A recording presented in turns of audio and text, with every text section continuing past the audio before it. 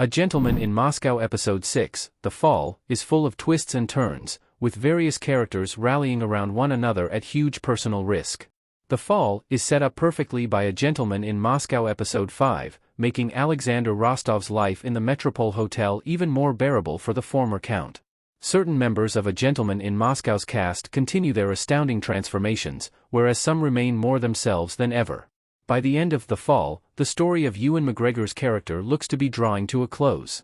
With just 2 episodes left to go, Alexander Rostov is running out of time for his situation to improve. That being said, his day-to-day life is becoming more and more like that of someone who isn't a prisoner, despite the fact he's still confined to Moscow's Metropole Hotel. In addition, A Gentleman in Moscow's penchant for time jumps means a great deal of Alexander's timeline could still be shown. A Gentleman in Moscow Episode 6 is set in 1947. 25 years have passed since A Gentleman in Moscow Episode 1. After a short sequence showing a young Sophia doing what her new father figure can't do and leaving the hotel to go to school, A Gentleman in Moscow Episode 6, The Fall, jumps forward another 11 years.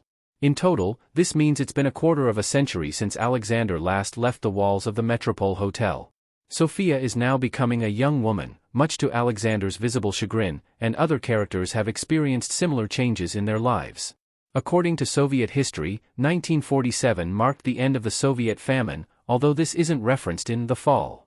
For Alexander, aside from being imprisoned in the hotel, the goings-on outside have almost no impact on his day-to-day life.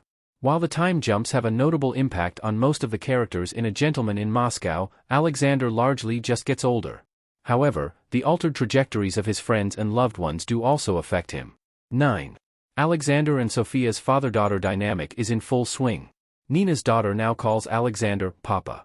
In the previous episode, Sophia referred to McGregor's character as Uncle Alexander. Count Rostov was only ever intended as a part-time caretaker for Nina's daughter, with the plan being that his friend would eventually return. While Alexander and Sophia are unaware of Nina's death, it was confirmed in A Gentleman in Moscow Episode 5, An Arrival. Now that years have passed, the bond between Alexander and Sophia has become that of a father and daughter. This is proven by their interactions, and the fact that Sophia even calls Alexander Papa.